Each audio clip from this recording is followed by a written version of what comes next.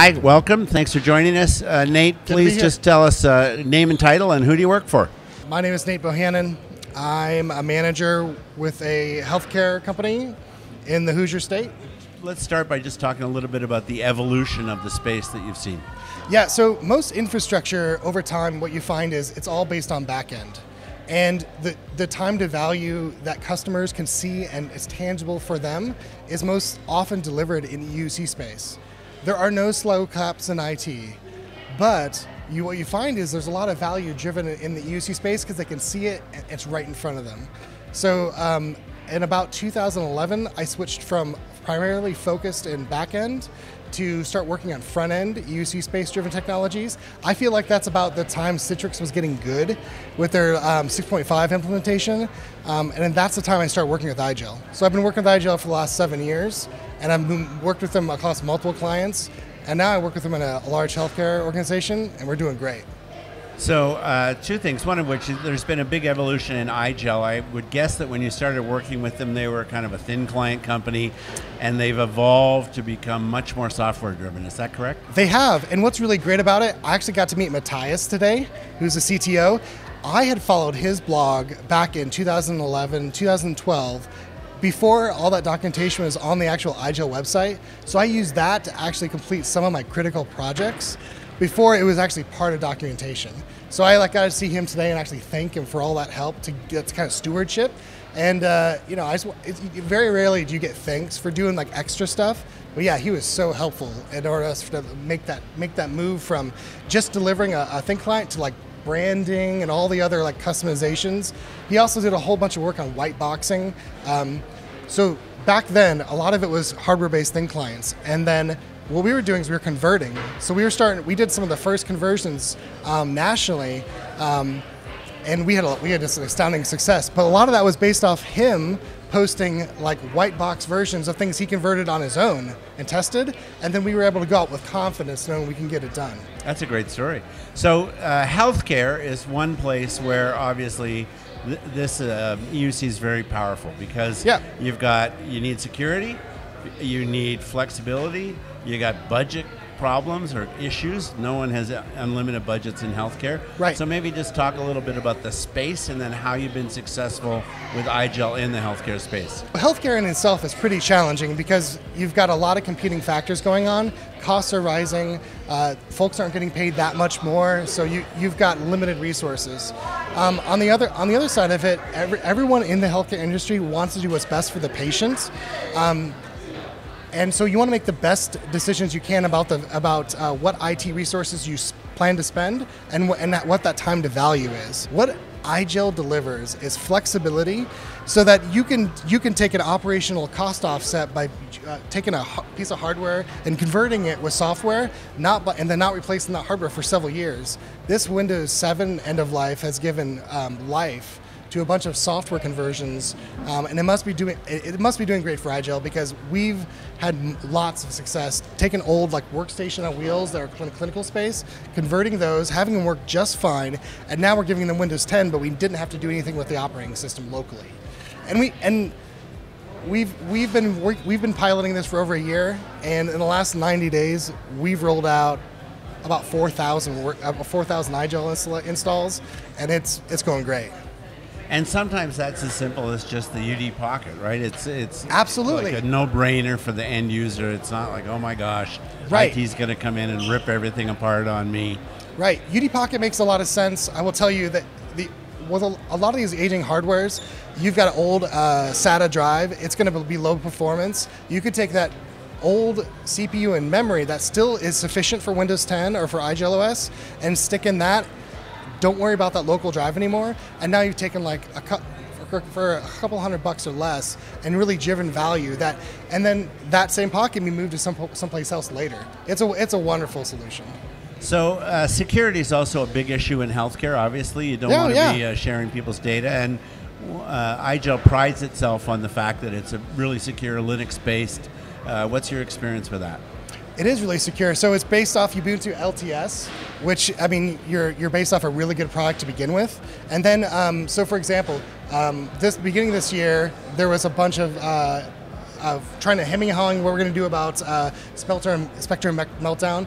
It didn't take us 60, 90 days to go through all that mess for the operating systems and the firmware for all these devices. But IGEL was done in record time. IGEL out of our entire environment was patched probably before almost anything else. Because once they had a solution in place, it was so easy to update the firmware. It was a no-brainer. That's fantastic, and presumably a lot of cost savings and headache savings, because the less traffic you're driving to the IT help desk and absolutely, and people picking up phones, everyone's life is easier. I got to tell you, so like my team also does configuration management for Windows devices. So we have Dells and Lenovo's, and numerous other products. They were all harder to implement the updates for that Meltdown Spectre than it was to do the IGELs. I mean, the IGELs, you can set it to apply an update. You can set sessions to log off and then shut down and an update. It's so easy, and you can schedule jobs to like do compliance rules, much like an SCCM or other configuration management tool. So it just makes a lot of sense. When we talk about savings, there's a couple ways to look at it. So operational cost savings. If you're converting, and this is just something that I heard just recently, but if you're converting with a software license now on a piece of hardware that's aging, you can do a UDC conversion of the software to the hardware and you get additional life out of it, and then you don't have to buy the hardware, or you do it with a UDC Pocket. But now either way, you're getting that software. IGEL's been talking about moving away from and decoupling hardware from software, such that they can then give you a license or a license that's portable, so that you buy the hardware later if you need it. That type of flexibility. I mean, you buy into the platform. The management is superior than anything else we've used, and I've tried numerous different technologies. And if you look at it and compare it against the others, it's far superior. So you use that, and you know that you can spend a little bit on software now and then look at costs down the road. Year over year, you're going to have significant savings, and you have flexibility in how you have to purchase and when you have to purchase. When we go to look at new hospital acquisitions, we'll be able to flip whole units and whole hospitals in record time because of this technology, and that's time to value. So we'll be able to do it in a quarter, half the time, if it's not, EMR, safety related, but just on technology side, we'll be ahead of the curve. We'll be waiting on them. And that's just a huge change, a paradigm shift, because with Cloud Gateway, we don't even have to be on the same network. We can do it all remote. And we're solving problems like, here's another example.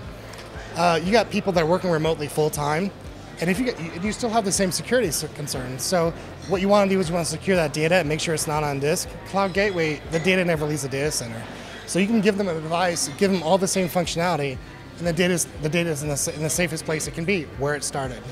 So security and cost savings. Yeah. That's a powerful combination. Absolutely. And security is not going away. Every year there's going to be more things that happen, and what you need is flexibility, and you need different tools to help kind of get your compliance in shape.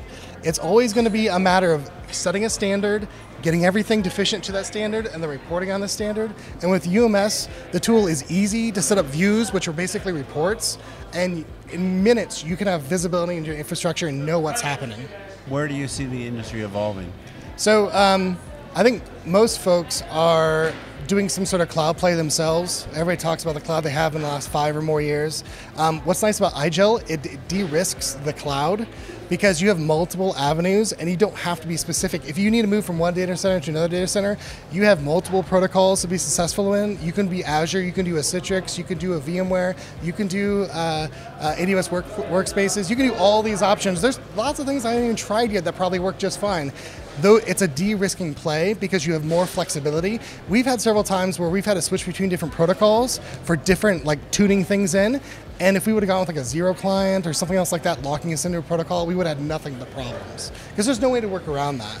In terms of other plays in the EUC space, everyone needs to go from not talking to the customer to engaging with the customer to being fanatical about the customer. And the only way that happens is by looking at performance and then having a good way to filter that feedback to somebody that's in the organization to really implement the changes. And sometimes that's like product manager, but in a lot of ways, you need something to help measure that. So you need to look at tools to help kind of guide that type of feedback to you and look at performance. But fanaticism about customer experience is how you get there.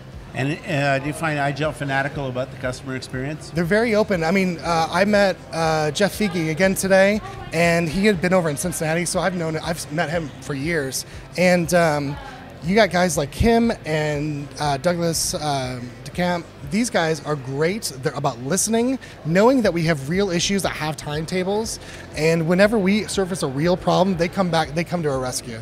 Any final words you want to say? It's a great product. I mean, there's no doubt in my mind that IGEL will be successful. And by focusing on software and that flexibility, these are great ways to grow, and they've done it cumulatively. Since I've been working with them over the last 6-7 years, they've made cumulative changes. And by focusing on software, they've positioned themselves really well for additional growth in the future. Well, thank you so much for talking with us. We really appreciate it. Oh yeah, it's great to be here. Thanks. Thanks for your support. All right, thanks.